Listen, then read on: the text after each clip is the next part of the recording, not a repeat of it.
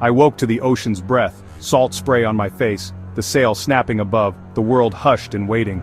My kinsmen stood silent, eyes fixed on the horizon, hands tight on shields and axes. The longship creaked, a dragon gliding through the waves. We'd sailed for days, tested by sea and wind, now close to unknown shores. Tension hung thick, ancient and heavy, a task ahead demanding everything. I gripped my cloak, heart pounding in time with the waves. Stories of green lands and rich shores haunted us, but reality was always harsher. Out here, trust in your strength, and the man beside you was law. The sun rose, painting the sky, but no one looked away from what lay ahead. The wind's lonely whistle reminded us how far we'd come. We were not just sailors, we were hunters, and the hunt was about to begin. Our silence was focus, our strength. The world held its breath, and so did we. "Land!" Eric called from the mast, and every head turned. A dark line on the horizon grew into hills, trees, the promise of solid ground. The ship surged forward, energy crackling as we prepared. Shields lifted, axes checked, helmets donned. Each man moved with purpose. We were a single unit, hungry for the shore. The keel scraped sand, a harsh final note. "Go!" our leader roared, and we leapt into the freezing water, boots sinking into wet sand. The cold shocked us awake, senses sharpened. We formed a wall of shields on the beach, facing a silent waiting land. A path led to a village beyond the dunes, the air unnaturally still. Only the waves and seabirds broke the quiet. We advanced, not with a roar but a silent, determined tread. Each step was deliberate, heavy on the earth. We were a shadow moving inland, suspense knotting my stomach. The real test was about to begin. We pressed forward, ready for anything.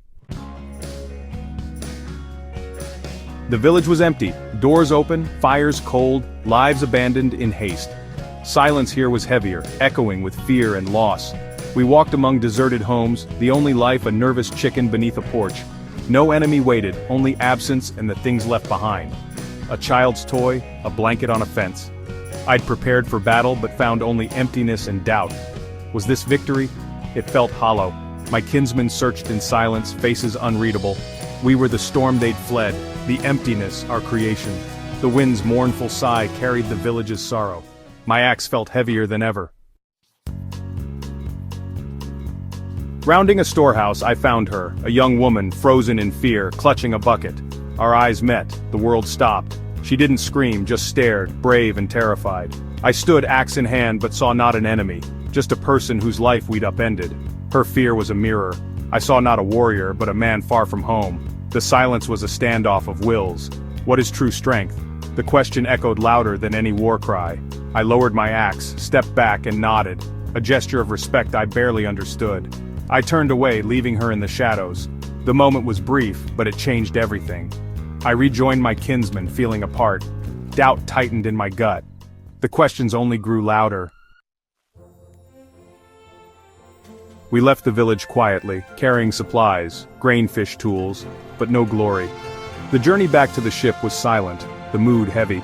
We sailed homeward, but home felt further than ever. The woman's eyes haunted me. Her quiet bravery had defeated me. That night we camped on a lonely beach, firelight flickering in the dark. The men sat apart, silence vast between us. I watched the embers fade, thinking of home and the strength it takes to build, not destroy. What had we proven? That we could frighten the unarmed? My heart was not at peace. I wondered which strength was greater, the one that takes, or the one that creates. And for the first time, I questioned which I truly wanted.